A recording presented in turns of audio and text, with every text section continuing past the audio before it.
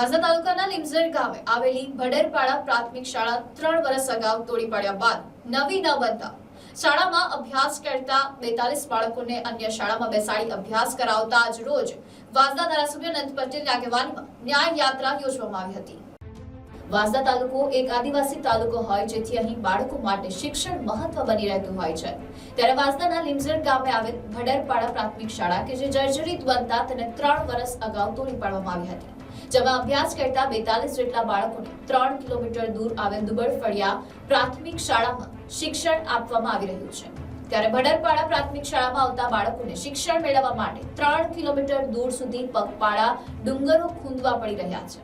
શિક્ષણ મેળવવા માટે અવગડતા ન પડે એ માટે સરકાર દ્વારા ટ્રાન્સપોર્ટેશનની સુવિધા ઊભી કરવામાં આવી હતી, પરંતુ ચાલુ વર્ષે એ પણ બંધ કરી દેવાતા બાળકોને અનેક મુશ્કેલી વેઠવી પડી રહી છે, જેને લઈ આજ રોજ વાંસદા ચીખલીના ધારાસભ્ય અનંત પટેલની આગેવાનીમાં એક ન્યાય યાત્રા કાઢવામાં આવી હતી, જેમાં શાળામાં અભ્યાસ કરતા બાળકો અને વાલીઓ તેમજ કોંગ્રેસી કાર્યકરો મોટી સંખ્યામાં જોડાયા હતા અને ભડરપાડા પ્રાથમિક શાળાને નવી બનાવવાની મંજૂરી આપી નવી શાળા બનાવે તેવી માંગ કરવામાં આવી છે। જો આવનાર સમયમાં તેમની માંગ ન સંતોષાય તો તાલુકા પંચાયત કચેરી ખાતે ધરણા પર બેસીને વિરોધ કરવાની ચીમકી ઉચ્ચારી હતી। હું લીમઝર ગામનો રહેવાસી आज धारासभ्यની આગેવાનીમાં અમે ન્યાય યાત્રા કરી રહ્યા છીએ।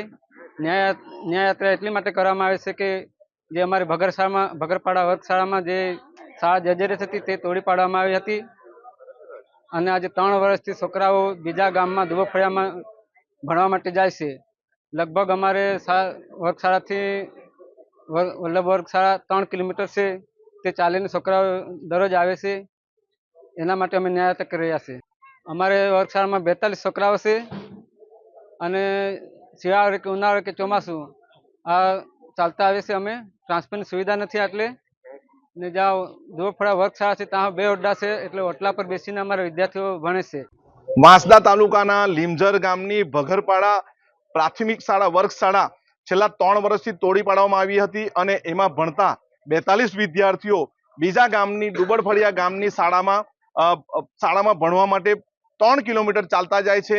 ઇકો વાન જે એમને આપવામાં આવી હતી, ઇકો વાન પણ છેલ્લા કેટલાક સમયથી બંધ કરી દેવામાં આવી છે।